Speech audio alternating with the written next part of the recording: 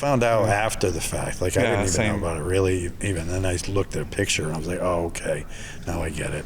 And he's like he said, I'm just eating a sandwich, man, you know. Well, hey guys, I'm Tessa with Screen Rant. Congratulations, first of all, on your Inkpot award. Oh, what was that like? Very special.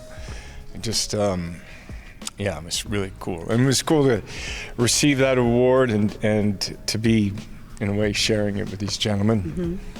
Absolutely. He's too gracious. He deserves. No, man, I'm not there without you. I'm not there without you. But it was beyond. It was beyond. I know, but then I'm not there for all the other artists I've worked with. Oh my God. It's fate.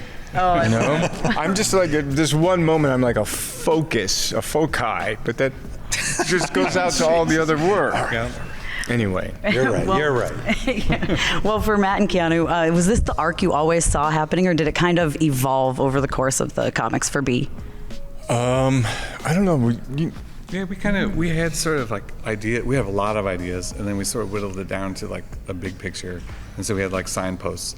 So we had things we needed to get to, and then within that, then we started to just narrow down like issue 1, what's that? Issue 2, and then sort of work our way to the end. But I think at the end we had ideas for the end, but we hadn't settled on what it was going to be. No. But I think the process of doing it like dictates really what it's going to be, you know, at the end. So it wasn't too worried about it. I was a little worried, but I think we did all right. I was worried. You were worried. You were worried. We talked about that. We were talking about the end almost from the beginning. The whole time. Yeah. We talked about it. Anyway. Well, it was great. I mean, what was the importance to you for keeping it kind of open-ended at the end?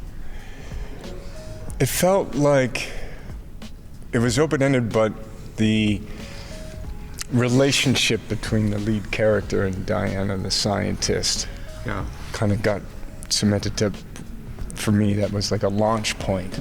Yeah. No. You know, like that journey was over, and so much had been revealed. It's like their relationship. Yeah, you know? so there's an ending there, but I think the very nature of what he is makes it so how are you going to end it? He's not ending, right? That's so true. there's a way to never end it, you know. Yeah, you don't end it after 80,000 years and all of a sudden, okay, it's over. Oh, now he's dead. Great. Perfect. It just doesn't work like that. I know, but we do kill him. That's true. He dies. Sort of. I mean, the character dies. Yeah. And then comes back. But it comes back. Yeah. He gets egged. I know. egged. Was that something you always planned on doing? It became part of the what if and how. So the egg, I think, kind of came up together. That was all Right. I was like, Was I you were egg guy? explaining how this. Oh, yeah. At the very beginning. Oh, like, yeah. This happens. And It's then just this happens. it's weird though, because like in Lost Book there's a scene where that kind of, I don't want to give too much away, but that kind of happens, and it's like, how does that happen? You know, because he's being eaten away. You know? And all of a sudden, wait a minute, it's pretty interesting. And I make it look like a gnarly egg too. It's not a beautiful egg, it's gnarly looking. Well, how was it for you getting to play with all these? I mean, it's incredible action in this. It's insane and violent and amazing. What was that like? Dynamic. Insane. Dynamic, that's a good word. That's me, insane and violent. No. And dynamic.